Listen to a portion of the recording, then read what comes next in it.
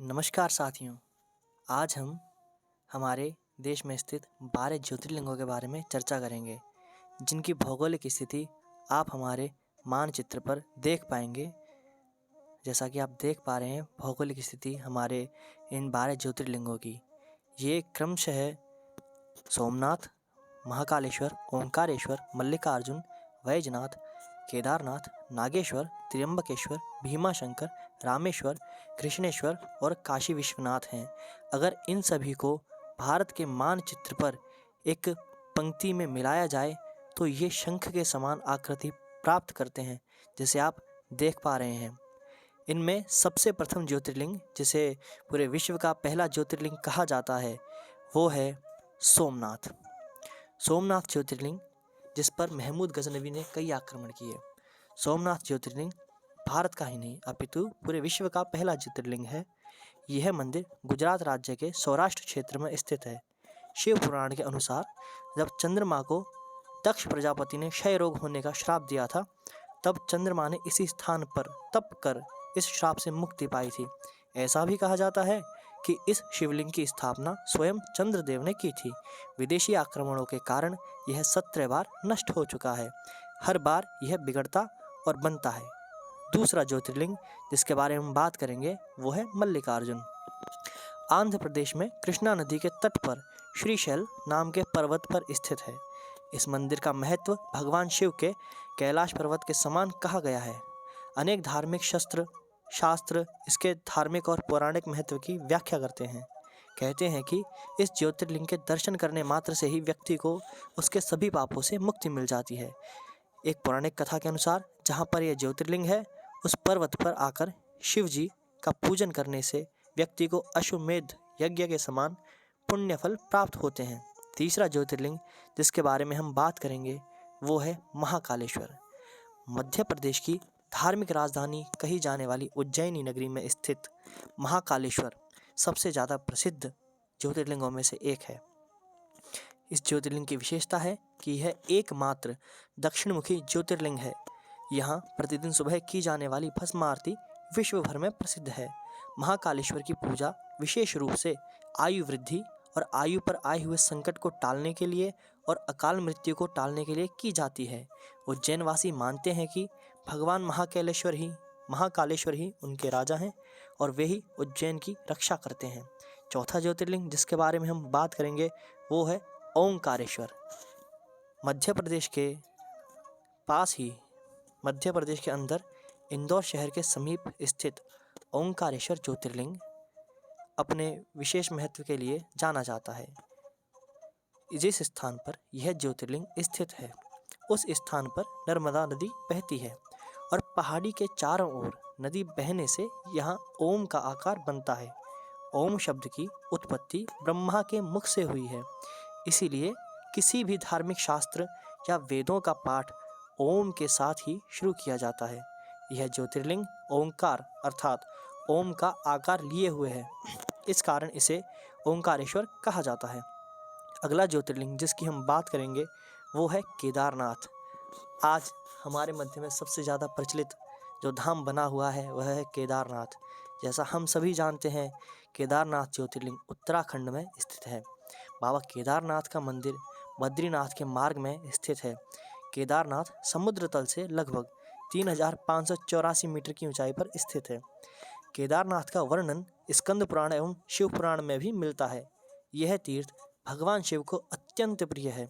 जिस प्रकार कैलाश का महत्व है, उसी प्रकार का महत्व शिव जी के केदार क्षेत्र को भी दिया जाता है। अगला ज्योतिर्लिंग जिसकी हम बात करेंगे, हमारा छठवां ज्योतिर्लिंग जो है वो है भीमाशंकर। भीमाशंकर ज्योतिर्लिंग महाराष्ट्र के पुणे जिले में सह्याद्री नामक पर्वत पर स्थित है। भीमाशंकर ज्योतिर्लिंग को मोटेश्वर महादेव के नाम से भी जाना जाता है।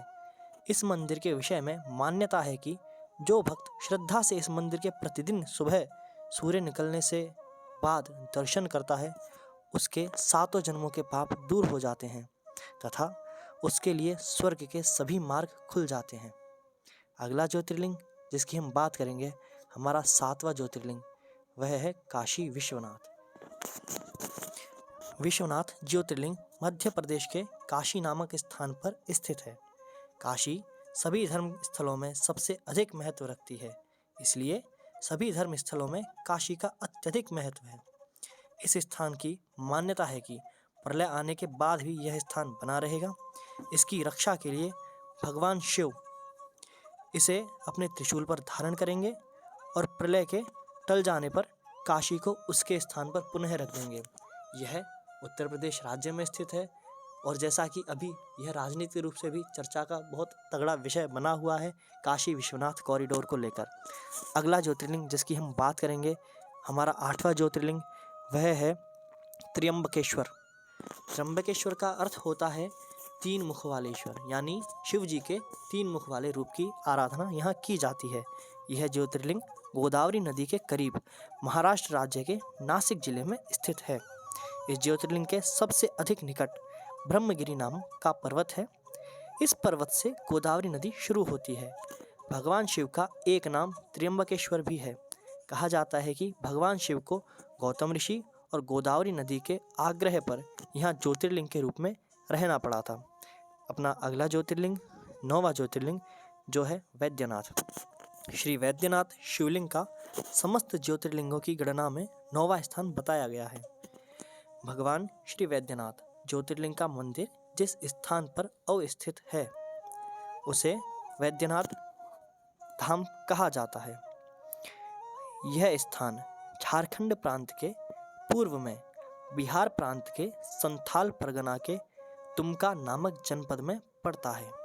अगला ज्योतिर्लिंग जिसकी हम बात करेंगे, हमारा 10वां ज्योतिर्लिंग, वह है नागेश्वर ज्योतिर्लिंग। यह ज्योतिर्लिंग गुजरात के बाहरी क्षेत्र में द्वारिका स्थान में स्थित है। धर्मशास्त्रों में भगवान शिव नागों के देवता हैं। नागेश्वर का पूर्ण अर्थ नागों का ईश्वर है।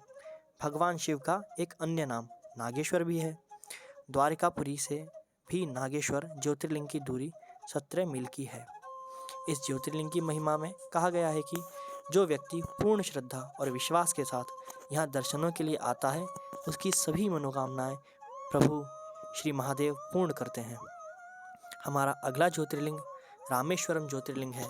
जैसा कि नाम से ही स्पष्ट है, रामेश्वरम यानी जो राम के ईश्वर हैं या राम जिनके ईश्वर हैं। इसकी स्थापना स्वयं प्रभु श्री रामचंद्र ने लंका विजय से पूर्व करी थी। यह ज्योतिर्लिंग तमिलनाडु राज्य के रामनाथपुरम नामक स्थान में स्थित है।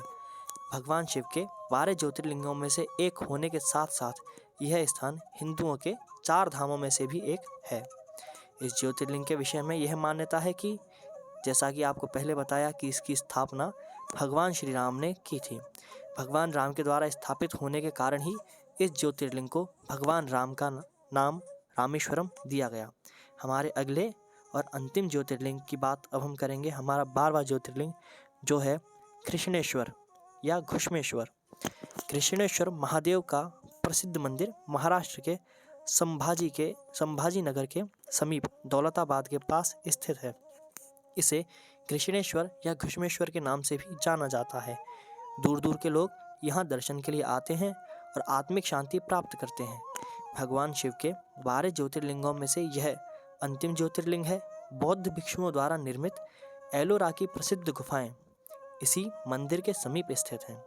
यहीं पर श्री एकनाथ जी गुरु व श्री जनार्दन जी महाराज की समाधि भी स्थित है। और इन सभी ज्योतिर्लिंगों को एक बार फिर हम हमारे मानचित्र पर देख पाएंगे।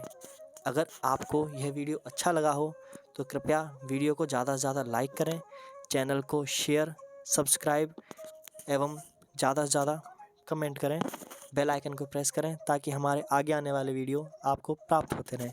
धन्यवाद।